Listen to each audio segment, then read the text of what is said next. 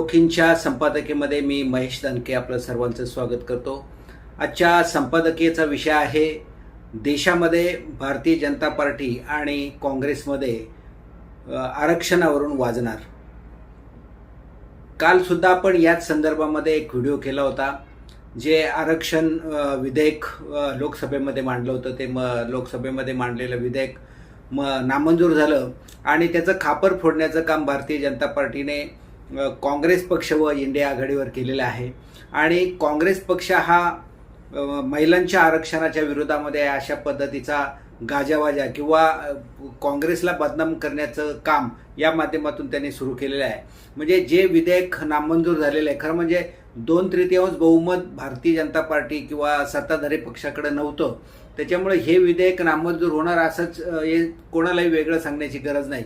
परंतु तरीसुद्धा बहुमत नसताना सुद्धा त्यांनी मांडलं आणि त्याच्यानंतर आता महिला आरक्षणाच्या संदर्भामध्ये भारतीय जनता पार्टीने घेरण्याचं काम, काँग्रेसला घेरण्याचं काम या माध्यमातून सुरू केलेलं आहे। काही राज्यांच्या मध्ये विधानसभेच्या निवडणुका आहेत आणि या विधानसभेच्या निवडणुकीमध्ये इंडिया आघाडीमध्ये असलेले स्थानिक पक्ष, मग ममता बॅनर्जीचा पक्ष असेल, हे सगळ्या पक्षांना बदनाम करण्याचं कारस्थान, किंबहुना महिला आरक्षणाला कशा पद्धतीनं इंडिया आघाडी आणि त्यांचे मित्रपक्ष विरोध करतात या संदर्भामध्ये त्यांनी एक चळवळ सुरू केलेली आहे।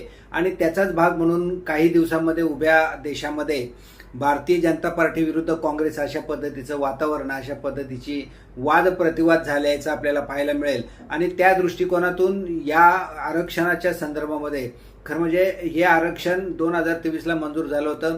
543 मध्ये जे काही खासदार आहेत त्याच्यामध्ये 33% आरक्षण महिलांना द्यावं अशा पद्धतीचा विधेयक मांडण्यात आलं होतं आणि या विधेयकाला अगदी भरभरून अशा पद्धतीचा प्रतिसाद मिळाला होता। काँग्रेस पार्टीने सुद्धा यामध्ये समर्थन दिलं होतं आणि याची अंमलबजावणी त्वरित करावी अशा पद्धतीच्या सूचना, अशा पद्धतीची लेखी पत्र सुद्धा विरोधी पक्षांच्याकडून गेली होती। मात्र तरी सुद्धा ते विधेयक मंजूर झालं नाही, अंमलात आलं नाही।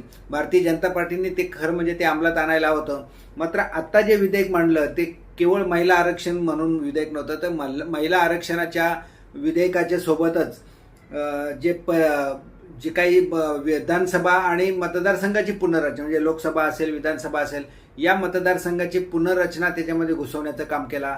मुख्य मुद्दा याच गोष्टीचा होता की या विधेयकाला विरोध करण्याचं कारण इंडिया आघाडीचं, की ज्या पद्धतीनं महिला आरक्षण आधीच मंजूर झालं असताना महिला आरक्षण प्लस मतदारसंघाची पुनर्रचना असं एकत्र विधेयक आणायला नको होतं। मुळातच महिला आरक्षण जे विधेयक होतं ते 2023ला मंजूर झाले।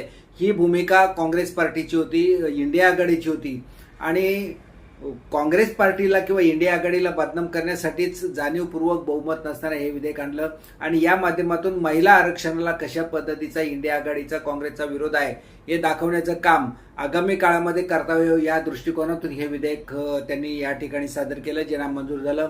आता प्रत्येक गावामध्ये, प्रत्येक घरामध्ये, प्रत्येक तालुक्यामध्ये, प्रत्येक जिल्ह्यामध्ये, प्रत्येक राज्यामध्ये काँग्रेस पक्ष किंवा त्यांच्यासोबत असणारे इंडिया आघाडीचे घटक पक्ष हे महिलांच्या कशा विरोधात आहे हे सांगण्याचा प्रयत्न आता भारतीय जनता पार्टीच्या माध्यमातून केला जातोय।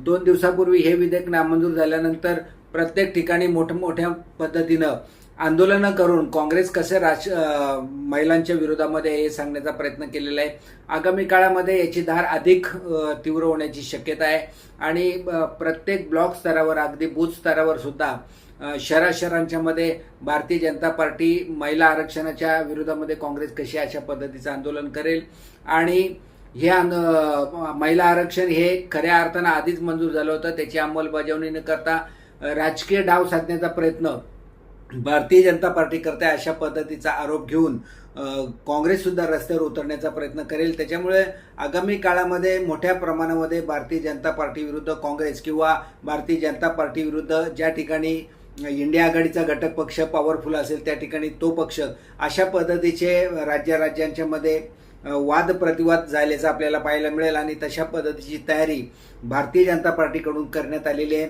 अर्थात तोडीस तोड उत्तर देण्याचं काम सुद्धा इंडिया आघाडी करेल, कारण इंडिया आघाडी या विधेयकाच्या माध्यमातून आपल्याला दिसते की इंडिया आघाडी पुन्हा एकदा एकत्र आल्याचं दिसतंय आणि ज्या पद्धतीनं त्यांनी विधेयक नामंजूर करण्यासाठी सगळे एकत्र आले, तशाच पद्धतीनं भारतीय जनता पार्टी जो काही राजकारण करणार आहे किंवा जो काही अपप्रचार करणार आहे, या अपप्रचाराला कशा पद्धतीचं उत्तर द्यावं या दृष्टिकोनातून इंडिया आघाडी विशेषतः काँग्रेस एकत्र आल्याचं दिसतंय. काँग्रेस कदाचित इंडिया आघाडीच्या सोबत एकत्र येऊन या संदर्भामध्ये कशा पद्धतीनं आपल्याला भारतीय जनता पार्टीचा जो मुद्दा लोकांपर्यंत घेऊन जाणार आहेत तो कसा खोडता येईल या दृष्टिकोनातून कदाचित बैठका होण्याची दाट शक्यता आहे.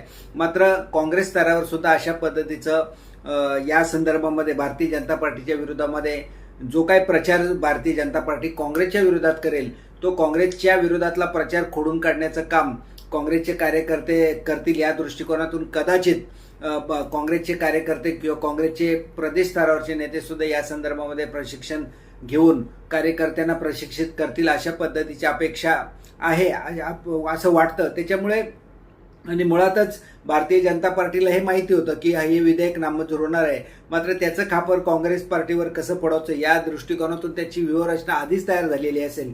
त्याच्यामुळे भविष्यामध्ये भारतीय जनता पार्टी विरुद्ध काँग्रेस अशा पद्धतीचा या महिला आरक्षणाच्या मुद्द्यावरून प्रत्येक ठिकाणी वाद झाल्याचं आपल्याला पाहायला मिळेल आणि त्या दृष्टिकोनातून वेगवेगळ्या पद्धतीचे कार्यक्रमांच्या मधून आरोप प्रत्यारोपाच्या फैरी जडल्या जातील आणि पुन्हा एकदा राजकीय जी काही लढाई आहे ती लढाई भारतीय जनता पार्टी विरुद्ध काँग्रेस किंवा इंडिया आघाडी अशा पद्धतीची आपल्याला पाहायला मिळेल. त्या दृष्टिकोनातून भारतीय जनता पार्टीने रणनीती आखल्याचं दिसतंय. काँग्रेस सुद्धा तशा पद्धतीची रणनीती आखेल असं वाटतंय आणि एकंदरीत सगळे जे काही मुद्दे आहेत, महागाईचा मुद्दा असेल, बेरोजगारीचा मुद्दा असेल, हे सगळे मुद्दे बाजूला पडतील आणि याच माध्यमातून महिला आरक्षणाच्या संदर्भामध्ये हा मुद्दा पुढे करून काँग्रेस कशी महिलांच्या विरोधात आहे हे सांगण्याचा प्रयत्न करेल आणि काँग्रेस भारतीय जनता पार्टी कशा पद्धतीनं जो काही विधेयक होतं ते विधेयकाला डावलण्याचा प्रयत्न करून नको तेच राजकीय डावपेच यशस्वी करण्यासाठी जे काही विधेयक आहे ते विधेयक आणण्याचा प्रयत्न करते अशा पद्धतीचा प्रतिवाद किंवा आपली बाजू भक्कमपणे मांडण्याचा प्रयत्न काँग्रेसच्या माध्यमातून करतील.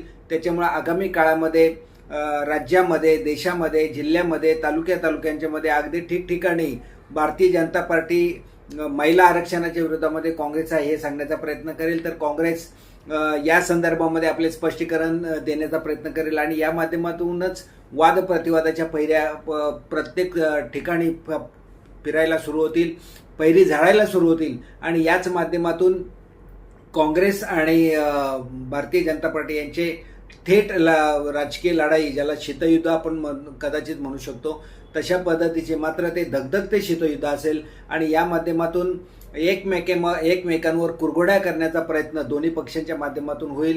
आगामी काळामध्ये सगळे मुद्दे बाजूला होतील, अगदी विरोधी पक्ष जे आहेत ते सुद्धा सगळे मुद्दे बाजूला ठेवतील, सत्ताधारी सगळे मुद्दे बाजूला ठेवतील आणि याच मुद्द्यावर राजकीय लढाई झाल्याचं आपल्याला पाहायला मिळेल आणि तशा पद्धतीची रणनीती दोन्ही म्हणजे महाविकास आघाडी असेल, ज्याला आपण केंद्राच्या स्तरावर इंडिया आघाडी म्हणतो, आणि एनडीए म्हणजे भारतीय जनता पार्टी आणि त्यांचे मित्रपक्ष, याच्यामध्ये वाकयुद्ध झाल्याचं आपल्याला पाहायला मिळेल. विविध चॅनलच्या माध्यमातून सुद्धा या संदर्भामध्ये चर्चा होतील आणि या चर्चेच्या माध्यमातून आरोप प्रत्यारोपाचे वाद किंवा आरोप प्रत्यारोप दोन्ही पार्टीकडून, दोन्ही आघाड्यांच्याकडून केले जातील. तशा पद्धतीची रणनीती कदाचित भारतीय जनता पार्टीने केले, काँग्रेस किंवा इंडिया आघाडी सुद्धा करेल आणि याच माध्यमातून नवे राजकीय मनोरंजन पाहायची संधी या देशाला मिळेल. मात्र त्याच्यामध्ये दुर्दैवानं जे काही महत्त्वाचे प्रश्न आहेत ते महत्त्वाचे प्रश्न बाजूला जातील. हे महत्त्वाचे प्रश्न सुद्धा जे आहेत त्यावर सुद्धा हल्ला करण्याची खऱ्या अर्थानं गरज आहे. ते मुद्दे जर बाजूला गेले तर भारतीय जनता पार्टी खऱ्या अर्थानं यशस्वी होईल. पण ती यशस्वी होऊ नये म्हणून ते मुद्दे सुद्धा लोकांच्या समोर आणण्याची गरज इंडिया आघाडीला आहे.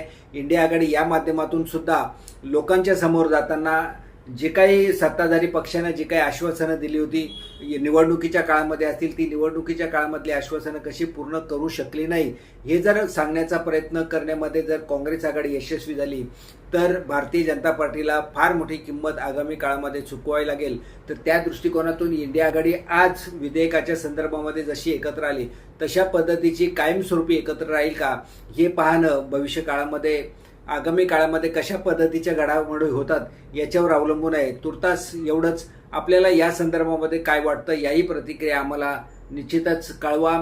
कमेंट बॉक्समध्ये आपल्या प्रतिक्रिया द्या आणि आपल्याला हा विषय कसा वाटला किंवा आपल्या प्रतिक्रिया किंवा आपल्याला काय वाटतं या संदर्भातल्या प्रतिक्रिया आपल्या वाचायला आणि पाहायला आम्हाला नक्कीच आवडतील. तुर्तास थांबतो. धन्यवाद. जय हिंद, जय महाराष्ट्र.